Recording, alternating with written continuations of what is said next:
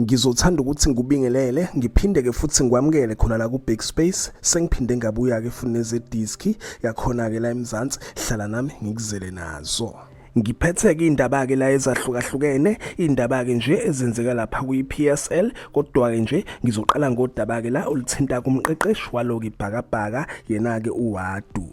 So ngizokhuluma ngefuture yakhe ke umqeqeshi wayo Orlando Pirates yena uAbdisalam Wadu. So lapha ku social media kunamahebezi ukuthi ke yena kuWadu ngenzeka ke shiye lapha kulona ke ibhakabhaka. Lezi indaba ivele emva kokuthi ama journalist kaThembakele eveza indaba ukuthi ke ucoach lo owayecoacha ke Marumo Gallants walapha eFrance yena uAlexandra Lafitte ukuthi ke kunamaqembu ka interested kuyena afuna ukumsayina and iqembu belihamba phambili bekuyona Orlando Pirates mase kuba yona ke lapha ne Young Africans yakhona ke Tanzania namanye ke nje amaqembu kalapha eNorth Africa. So abacacisanga ukuthi ke njengoba ke Pirates kuvela ukuthi ke ifuna ukumsayina ngabe ke ifuna ukumenza ucoach or ke ifuna ukumenza assistant coach. So injalo ke mbukeli and yena kuWadu phinde ke wenza enye ama interview la khona akakhuluma nje into ebeke nokusolisa ukuthi ke shuthi ngenzeka ke shiye kulona ke iBuccaneer.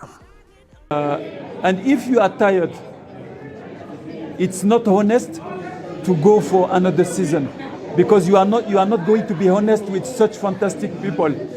So I am just an honest coach that's saying the things from his deepest of his heart. And yes, I felt that psychologically I was tired because it's been 11 months. You know, when you are managing such big club for 11 months, it's like you are managing a club for 2 years.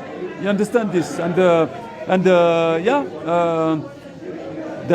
Iwona ka mazwi la akhe kuWadu ngiyathemba ukuthi ke ubonile le clip yayo ke video and ke impela ke mbukela indaba yakhe kuWadu iya trenda kodwa ke binga confirm ukuthi ke ngabe ngempela kuyashiya lapha kuyibhakabhaka kodwa ke impela kunamahebezi nje impela kavela ukuthi ke kungenzeka akashiye and kwevela ukuthi ke kunamaqembu lapha eNorth Africa namaqembu lapha eMiddle East amfunayo and wenze kahle ke uWadu lapha kuyibhakabhaka kuyona ke le season esiphuma kuyona neka ama trophy 3 and kulawo ma trophy ngibala nayo ke ileague and siyazi ukuthi ke abaqeqeshi uma ke benze kahle abamaningi amaqembu asuke bafuna and futhi ke lawo maqembu asuke ke hamba nama offer are right. So injalo ke mbukeli kodwa amakhamba isikhathi ngiyobuya ke nama updates ikutshela ukuthi kwenzakalani ngendaba yakhe yena ke uWadu.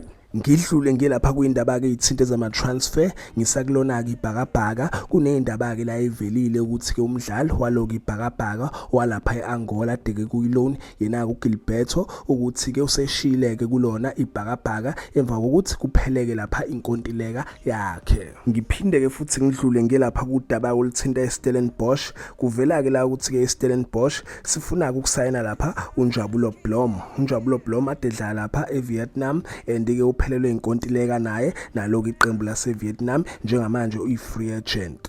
Izoke lezi ke mbukeli indaba ade kuphathele zona indaba ke nje isematheni ngizophinda ke futhi ngibuye nezinye ake ngithi ke nje danke ngiyazi bongela.